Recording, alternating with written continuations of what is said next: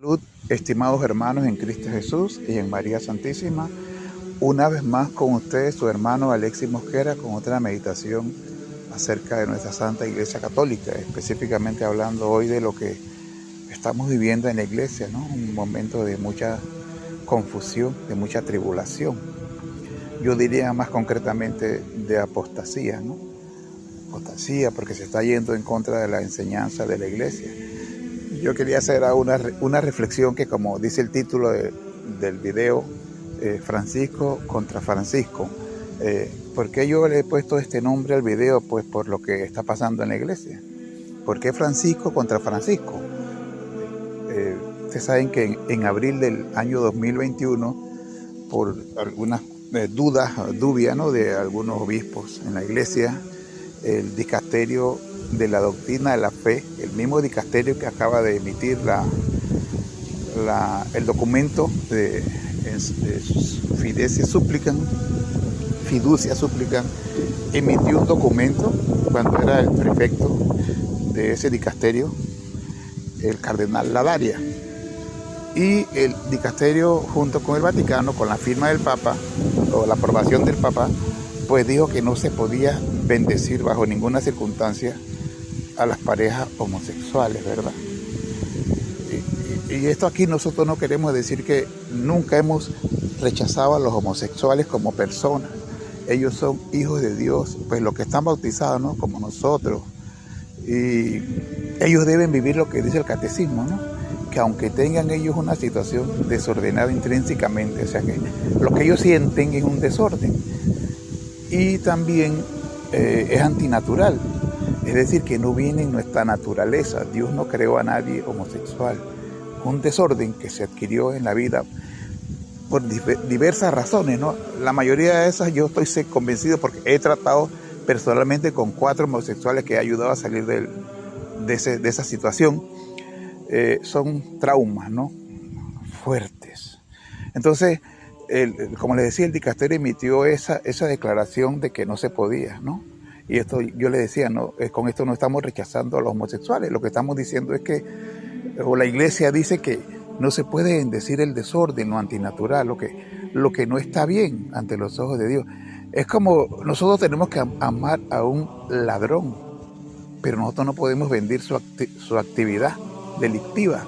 Nosotros tenemos que amar a un mentiroso, pero nosotros no podemos bendecir o aprobar su acto de mentira cuando dice mentiras, ¿eh? Al contrario, tenemos que evangelizarlo y decirle que deben salir de robar, tienen que salir de decir mentiras, porque eso pueden llevarlos a la eternidad del infierno, ¿no?, en el caso de que sea materia grave y no se arrepientan lo que están haciendo o diciendo. Ahora, en diciembre, como ustedes saben, 18 de diciembre del año pasado, 2023, este mismo dicasterio, y ahora como prefecto el cardenal Fernández, saca un documento contradiciendo lo que en el año 2021 había dicho, que no se podía bendecir la relación homosexual bajo ninguna circunstancia. Ahora dice que sí se puede bendecir. Y el Papa Francisco, el mismo Papa que firmó en el 2021 y aprobó en el 2021 el documento, ahora aprueba que es contrario a lo que dijo el cardenal Ladaria en el año 2021.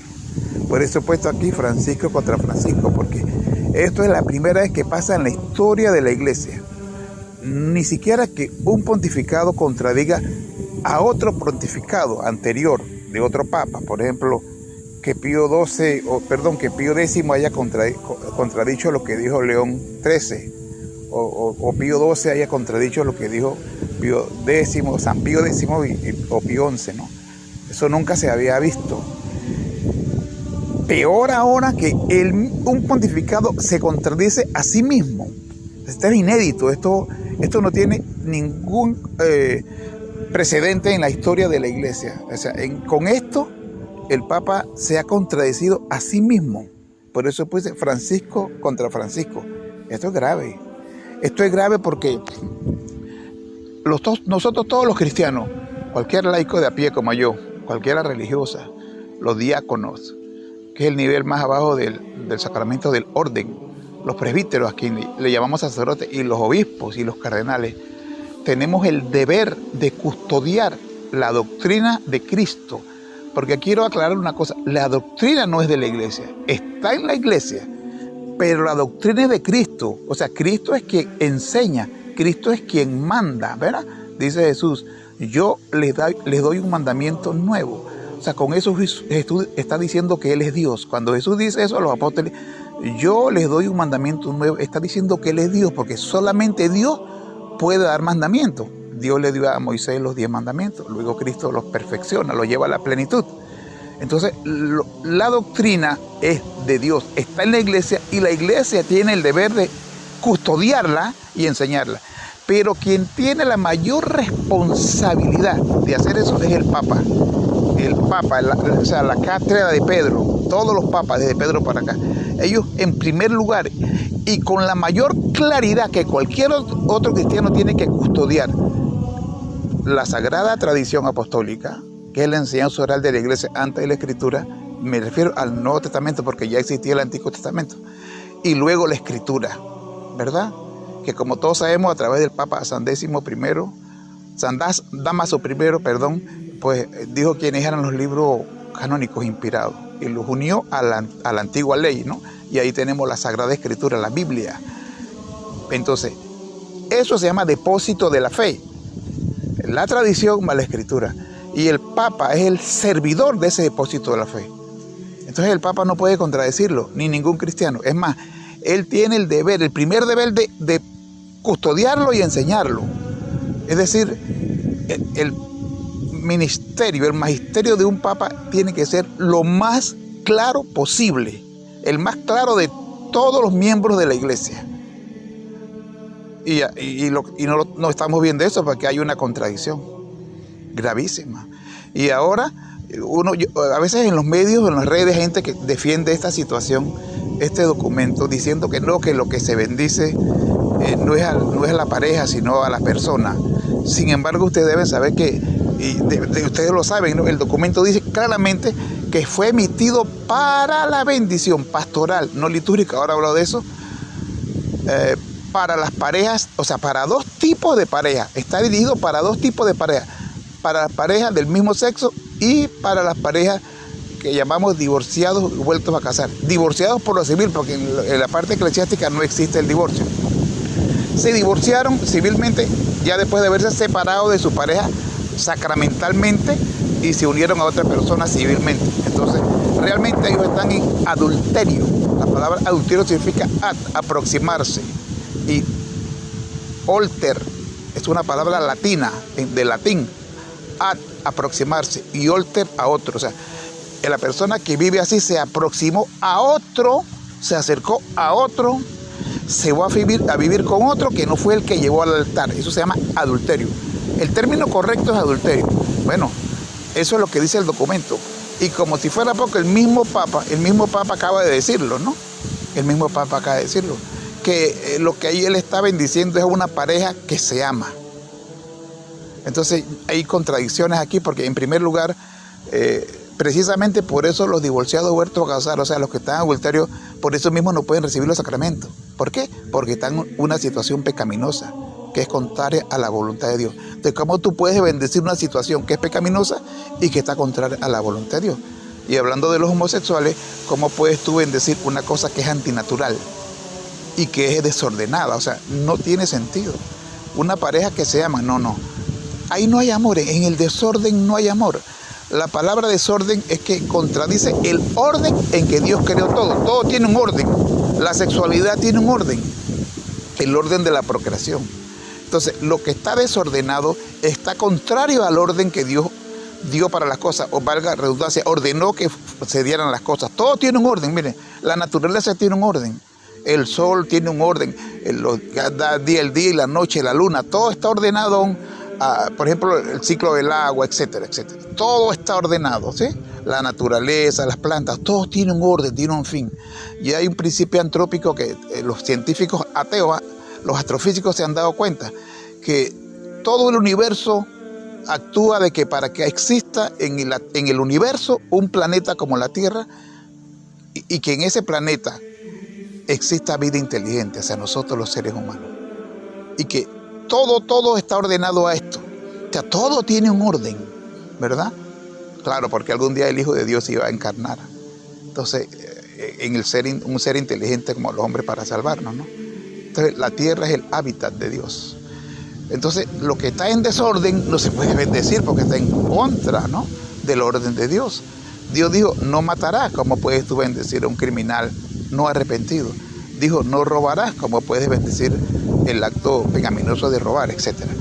Entonces el documento dice eso, ¿no?, que es para las parejas, aunque dice que no está bendiciendo la unión, sino la pareja. Pero los divorciados vueltos a casar precisamente no pueden recibir los sacramentos porque tienen unión conyugal, pero no según la voluntad de Dios. Por eso, si ellos decidieran no unirse más, entonces pueden tener una confesión privada, van de un sacerdote y el sacerdote le dice, bueno, ustedes prometen que van a guardar la castidad. Sí, padre. Entonces ellos se confiesan privadamente y comulgan privadamente. No lo hacen público porque se da el escándalo, ¿no? Porque muchas personas en la parroquia que saben que ellos están en adulterio y luego lo ven comulgando y dicen, ¿qué pasó? Entonces aquí se puede comulgar así. Entonces, para evitar el escándalo, ellos entonces comulgan y se confiesan privadamente. Así lo enseña la iglesia. Y están en gracia de Dios. ¿Pero por qué? Porque se están absteniendo de la relación sexual ilícita, adúltera, ¿no? Entonces, como no lo hacen, entonces por eso no pueden recibir los sacramentos. Entonces, como no se está bendiciendo la unión y solamente la pareja, o sea, no tiene sentido. Y lo mismo pasa con los homosexuales. Ahora, yo quiero decir algo importante también, que yo no he escuchado a nadie en la iglesia, ni a ningún sacerdote, ni a ningún obispo hablar de esto.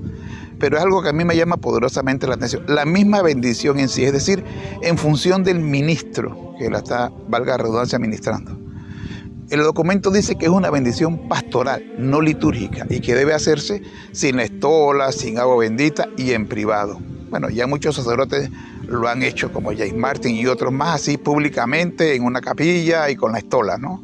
Contradiciendo el mismo documento, ¿no?, que no es correcto, pero por lo menos lo están contradiciendo. Entonces dice que es pastoral.